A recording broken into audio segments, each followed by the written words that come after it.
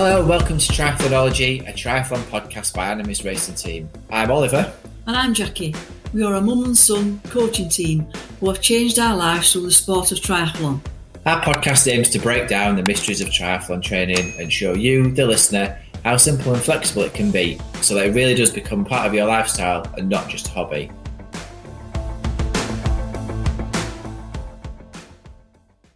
Hello and welcome to another episode of Triathlonology, a triathlon podcast by Animis Racing Team. I'm Coach Oliver. I'm Coach Jackie. And together we're a mum and son coaching team based in North Lincolnshire and South Yorkshire. And in this podcast, we talk about our experiences in triathlon, some of the news and things that have interested us that have come along, and also our coaching points and tips and anecdotes. So, big news this week, Oliver. Yes. Big news. In that Challenge have been bought out by T100. Well, they've been taken over by them, haven't Yeah. they? Yes. Yeah. Which means that the T100 now own, from next year, every single race in triathlon that isn't Ironman. Yeah. Is that a good thing or is it a bad thing? Because even like the World Series is being rebranded Yeah, it is. as T50. Yeah, I saw that. I thought, T50? Because Thomas keeps going on about, like, he's going to run a 13.1 instead of an half marathon, because he's got this thing about Ironman and what have you, being half Ironman being a 70.3. And I said, it's always been that, Oliver Thomas, but anyway, whatever. But yeah. So it does, if you do a standard distance triathlon, does that add up to 50? No, it doesn't. It's just over that, isn't it? Because it's a 1,500 metre swim, isn't it? A 40-kilometre bike and a 10k run. So Yeah. it's just over. So it should really be T51.5 Yes. for accuracy. But I suppose it's not as marketable, is it? No. And for the sake of adding an extra kilometre and a half on. I wonder if they're going to do that, though, rather than and only have Olympic distance for Olympics. But what about with the shorten? Run. What's the point in having an 8.5 kilometre run? Don't know. Or... Don't know, I'm just saying. I'm just thinking. I was just thinking out loud. I don't see point in an 8.5 kilometre run. You might as well just a 10k. At least it's a recognised distance. Yeah. I suppose it's like British Triathlon though, where you can be within a certain tolerance. Yeah, you can be, because for we know bike that, and but, stuff. Yeah. So Is it you could. 10%? So you could knock off some of the cycle and make it 38.5. Yeah, you could, yeah. I'd have it like that. So, Yes. but all of those events. And now you're going to do a super sprint. Is that a T25? Yeah. Perhaps we should, instead of calling it Super Sprint, we'll call it T25. I think we'll have making T100 lawyers emailing us saying we can't call it that because I bet they've already copyrighted that and registered it as a trademark. No, I might have to look at that then, Oliver. I bet they already have. So yes, does that also mean that they're going to do that? Because the T100 isn't quite a half Ironman for people who haven't done a T100. It's a bit shorter than that because the run is only 18 kilometres, I think, isn't it? And the bike's a little bit shorter as well, so it adds up to 100. So does that mean all the challenge races are going to not be 70.3s anymore? Don't know. Well, this is all to be sorted out, isn't it? Because, I mean, this is just breaking news. So it's something that we, will follow and see what happens, because that's an interesting point. It's like, I mean, the Challenge Pseudo World Championship at that thing. Samarin. I wonder if that'll not happen anymore. I hope so, because I want to go to that. Thinking ex-Bionic Dome, it looks right good. That's why I wanted to go to that as well. It looks really good. Yeah, it looks really good, that. Or maybe it'll just be more available and accessible, because we'll end up getting, like T100, there'll be a pro wave, but there'll be like, everybody can do this wave. Waves, plural. Yeah. Maybe. Because they have T100 World Final now, don't they? Because they had that in Dubai, didn't they? Qatar, weren't it? Qatar or whatever. Yeah, Qatar, only just across the Gulf for Arabia, that one. But same area. Anyway, I don't know. I will wait and see what they do about 70 with the half Ironman distances. Because if they amalgamate them all, I mean, I suppose actually that's their brand differentiation, isn't it? That they don't do the same distances as Ironman, and it's slightly less long. But if they do take over, let's say for example, they have their eye on the long distance worlds, because why would they not pick up all these other off brands? Then does that become T200? Good point. Good point. So we will see what happens there, but undoubtedly we'll be entering plenty of T50s. Yeah, we will. And also, does that mean when you do London next year, like T100 London, and you're just doing the Olympic race, are you doing the T50? Do you think this is going to be from next year or like this year? It is. It's all from next year, Yeah, so it all takes over from next year. Yeah. I don't know. We'll probably find out when we go in July. Because it wouldn't make any sense for them to have a T100 event with an Olympic distance that they call like T100. And what about a sprint? Because they have a sprint distance. Well, this is what I mean. This is where we're going to have. They must have T25 and T50, and that they'll have it as amateur races throughout their main race. Yeah. So if they're doing, I don't know, T50 Buenos Aires, for example, and there's a world tour, why there would be a world tour stop there, but it just come to mind, then they might bolt onto that, a T100, at the same time, and have like amateurs doing that, but we'll see. I suppose I understand why they're doing it, and it actually makes more sense. The more races you have, it's more branded, it gives them a proper rivalry to Ironman. But I have noticed this year that Ironman have started doing Olympic distance events. You have, haven't you? Because you mentioned it to me. But they call them 5150s. Which makes sense. Yeah, and they're only in like bits of Germany that aren't quite. It's a bit like, you know, when European Triathlon as a championship, and it says we're in Madrid or we're in we're in Seville, and they're actually not. They're in like Ponto Umbria, which is an hour and 20 minutes away, where it's like Bridlington. Yeah. Well, these 5150s that Ironman do are in equally like Berlin, but it's not really when you look at it. It's like an hour and a half away. Yeah. It's like all them ladies who came to that big balloon building in London. They thought they were coming to London. It were freaking Guildford. Well, they get excited. There's also one in Sweden one. I think they put one in like Copenhagen, but it's another 90 kilometres away from Copenhagen. Yeah. But you can tell it's definitely aimed at an international market and not at the local market where it's marketing. But I suppose that's where you get your money, innit? You get people to come. Perhaps we should have do this for Crawl and get Crawl on the T100 list. And get us international athletes. So they'll never do a faster race, that is for sure. Can you imagine? People would lose their mind. Going out, whacking up, thinking A18. Having road shut. Oh. It's bad enough that it's going to be shut for roadworks. Can you imagine shutting it for a day or 2 days on a Sunday to do a T100? People go mental. Absolutely mental. Yeah. Local races for local people. Well, as if they'd ever do it anyway. Well, yes, so that neatly segues us onto our current bête noire, that we have some money from SSE Thermal, in order to be able to give people a free entry to the Learn to Swim front court for triathlon, and a free pull buoy from any boy, and a entry place in either the sprint or the super sprint triathlon. We have advertised this now for 10 days on the various Facebook posts, which granted, Facebook is where it is, you don't always see the post, but how many people have we got actually signed up to this? None. Don't ask me why, it's free. It's free. We have had inquiries.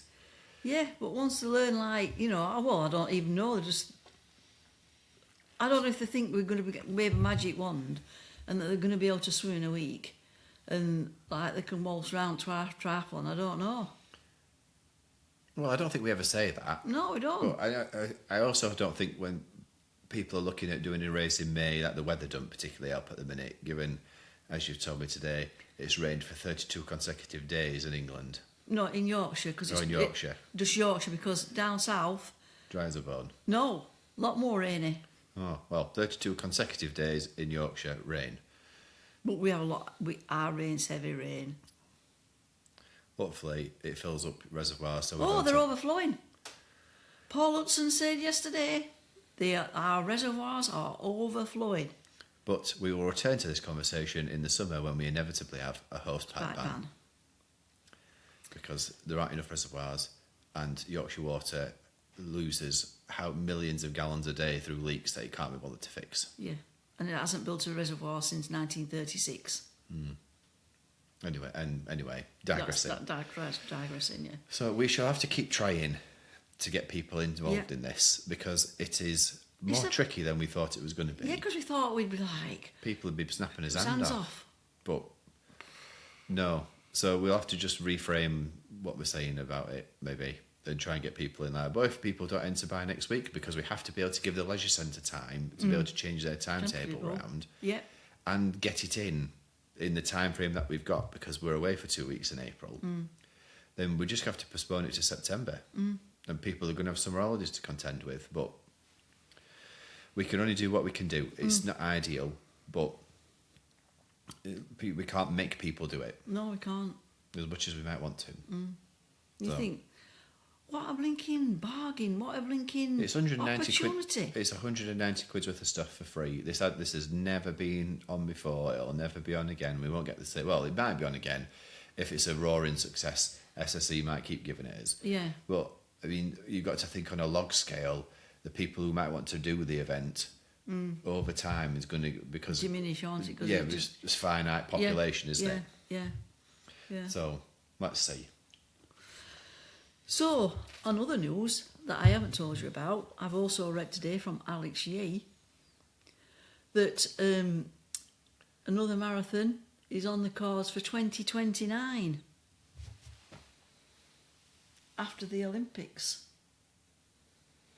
Because he's going to have, because he's talked about it, about that it wasn't doing this marathon. He's something that he's always wanted to do, and London was about learning, and Valencia was about executing his plan properly, which he did, and he realised, but the last year has been his worst income year because he's not been doing any triathlons. Well. So, but he's committing fully to triathlon now until... I know you keep saying this, until Olympics. Well, okay, so let's take but that I don't know whether that's like throwing out a blinking That's thingy. code. That is 100% code for, I'd love to carry on running, but I can't pay my bills.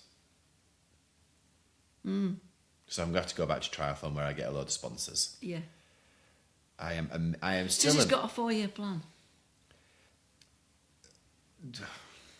I know you, but anyway, I like Alex Yee. I think he's a nice young man. He is, but well, it's not. But another thing about 2029, 2029 marathon will not be there in the way that it is now.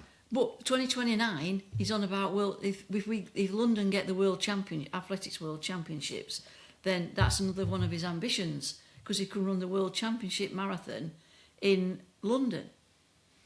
Okay, but are we seriously saying that an Olympic gold medalist is just going to turn up to make numbers up? No, because he'll have to train. Yeah, but in a year... Yeah, because he did London Marathon and Valencia in a year. Let's be real. So in a year, he's going to close the gap between the East African runners to be in serious contention for a medal. Well, I don't know. I'm not in charge of his training. To quote the late Richard Moore when he said about Geraint Thomas winning the Tour de France, I think that's fanciful. He did win, though. I know, and it was replayed to him every time. Whenever they mentioned it, he said Geraint Thomas winning the Tour de France would be fanciful during the Tour de France. Well, I'm going to say to you is, it will be fanciful then, because I think he will do it. I do not, and I fully expect that. This is almost like in transfer window when someone says, "Oh, I'm committed to staying here," but if a big club coming after me, or that kid who plays for Bayern Munich saying, "Oh, I've always wanted to play for Real Madrid." Oh, well, you don't know him, no. But that's it. I'm available if someone's prepared to offer me enough money for it. Well, anyway, we will see. We will see. I will remain firmly sceptical about this. But I genuinely think he is missing a trick if he doesn't pursue it. Money or not, somebody will give him money for a shoe. Right, well, we'll see. So, anything else we've got to report? Running show. Oh, running show. Anybody think this were planned? Yeah. Yeah, never thought of that, Oliver. It's neatly segued again. Yeah. Running show. So a couple of weeks ago, we went to a running show at NEC at Birmingham. We always have a good time going there. Yeah, we have. We've been since it started again in just before COVID, weren't it? Was it 2018 or 2009? Was it? I think it was 2019 it started, and they just got one in 2020 before the world shut down. Yes. But we really like it because they have lots of little brands as well, don't they? Yeah, it's like the outer rim. Yeah. It's full of little brands where it must be cheap for you to have your store. Like A little stall. Yeah, if you're at back or on away at edges, you can afford to have a store there. So you can launch your niche brand and what have you. Yeah. Every year that we've gone, we've found something, haven't we? Yes, we have found some things in this case. Yeah. So I particularly wanted to go because long-time readers of the podcast will remember that I am a big Adidas fanboy, and I love Adidas shoes, and was devastated when they changed the Bostons in 2020 and put lightning rods in them. So they didn't become an everyday running shoe anymore. They became a performance shoe, and I couldn't run in them. No. So I've tittered about with lots of different brands since and never really found anything that I liked. But Adidas have got non-carbon shoes again. And you've got a pair? Well, one and one on the way. So I tried on the Adidas Evo SL when we were there, and it felt like putting on a pair of slippers. Which is, I mean, it's a fast shoe, stroke racer shoe. It'd be my racer shoe rather than anything else. I ain't racing in carbon, but we'll come to that later. And it was a really, really nice shoe. Really nice shoe. And then I also saw that the Supernovas were back. Now, Supernovas back in the day were a bit of a crap shoe. They were, like, not great. But because they didn't have a very good reputation, they've been able to change them sufficiently. And they are now basically the everyday trainer that don't have any carbon in them, but have loads of Evo cushioning and what have you on there. So I have bought myself a pair of them in banana yellow. Well, I wouldn't have expected anything else, Oliver, to be fair. No. So I ran in them last night for the first time, and they were great. Like, really enjoyed running in them. They felt like a pair of Bostons did. They're quite firm, and as you're breaking them in, but that's to be expected. And then for my birthday, Jessica is buying me a pair of Evo SLs. Lucky boy. In rhubarb and custard colours. Even better. So watch out for all the races that we're going to do this year that I'm going to be wearing them shoes for. Yeah. Another thing that we found, it was at one of the very first stands that we visited, Rise. Yeah, you have to turn your head backwards because it's mirrored, but Rise, yes. So this is a mushroom blend and vitamin drink. So it has lion's mane and cordyceps in it, and another mushroom, I think, which lion's mane is for concentration and focus, and cordyceps is for cardiovascular health. And a load of other good B vitamins that you don't necessarily get in all the time. And it comes in a blue raspberry flavour. And actually, it's really nice. I don't like raspberry, but I like this. I think it's more lavender than raspberry. I really do. I think it's more lavender type. Can you remember when Starbucks had that lavender drink in summer?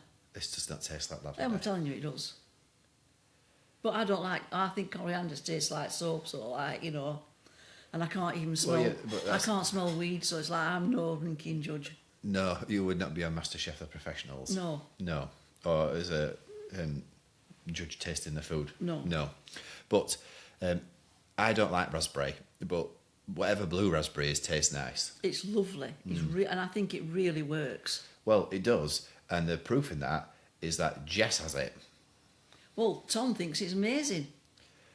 Jess is the most sceptic of sceptic people, and she has one every day. Well.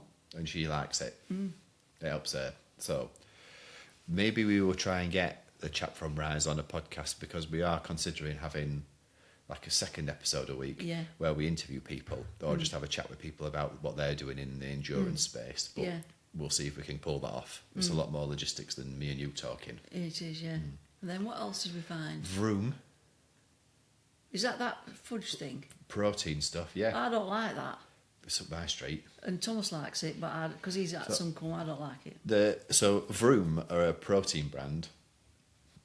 They don't have any soy in them, and they do a protein fudge, which is very nice. And I also got some protein powders, which I think was like double chocolate fudge cake or something. I can't reach it. It's just behind the cameras, but I can't quite reach it to tell you. And I got that to mix in with some yogurt to make it like a pudding for me. But I've not had it yet because I've been full after having my tea.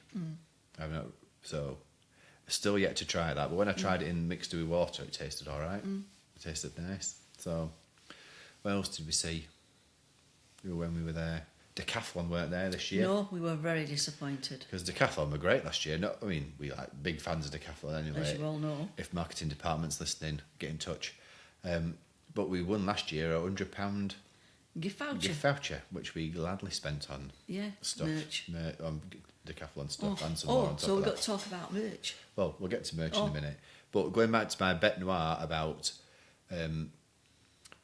carbon shoes, we went to chat to the Skechers people. Yeah. Because the Go Mebs are still some of the nicest running shoes I have ever ran a race in. Yeah, and it's the only shoe that I have ever run the Great North Run in and not had blisters on the end of your toes.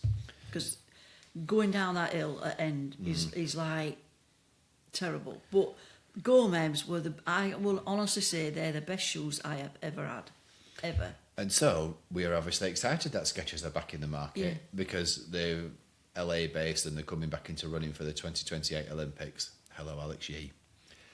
And we got chatting to them to see what they had in their current range that was like Go Mebs. Go Mebs. And the short answer is nothing. And most of the shoes have got carbon in them.